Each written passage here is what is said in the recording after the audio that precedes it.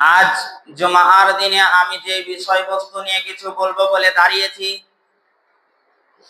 সেই বিষয়বস্তুটির নাম এভাবে বলা যেতে পারে, জাহান্নাম যাওয়ার কারণ। জাহান্নাম এমনই একটি জায়গা,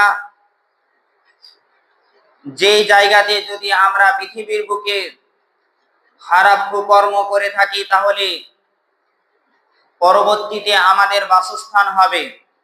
সেই সম্পর্কে আমি কিছু আলোচনা করব। মানুষের মরণের পর তিনটি ভয়াবহ স্থল রয়েছে, তাই সেই তিনটির মধ্যে একটি হচ্ছে জাহান্নাম। জাহান্নাম যাওয়ার কারণ সেই সম্পর্কে শোনার আগে একটু জেনে নেওয়া ভালো।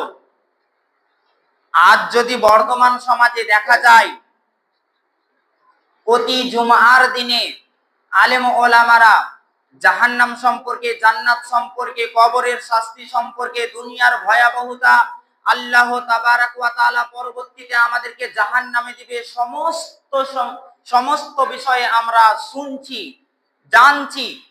তা সত্ত্বেও কেন আমরা মানছি না? আজ বর্তমান সমাজে আমরা এত কিছু শ্রবণ করার পরেও মান্যতা দিতে পারি না। এর মূলত একটি কারণ, আজ আমরা দুনিয়ার মোহে পাগল হয়ে গিয়েছি, দুনিয়া নিয়ে ব্যতিব্যস্ত হয়ে গিয়েছি, দুনিয়া নিয়ে মাতোয়ারা হয়ে গিয়েছি, এতটাই মাতোয়ারা হয়ে গিয়েছি। আজ যদি আমার একটি বাড়ি হয়েছে, তাহলে আমার চিন্তা হয়েছে যে আমি কিভাবে দুটা বাড়ি করব। আজ যদি আমার একটা গাড়ি রয়েছে, তাহলে আমার চিন্তা রয়েছে আমি কিভাবে দুটা গাড়ি করব।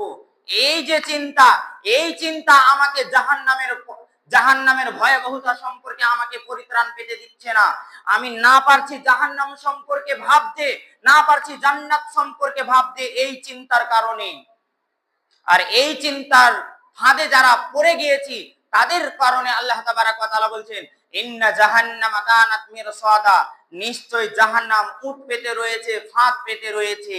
আমাকে, আপনাকে তথা পৃথিবীর সমস্ত মানুষকে গ্রাস করার জন্য জাহান্নাম উট পেতে রয়েছে। আজ আমরা সেই ফাঁদের মধ্যে পড়ে যাইনি তো? যদি সেই ফাঁদের মধ্যে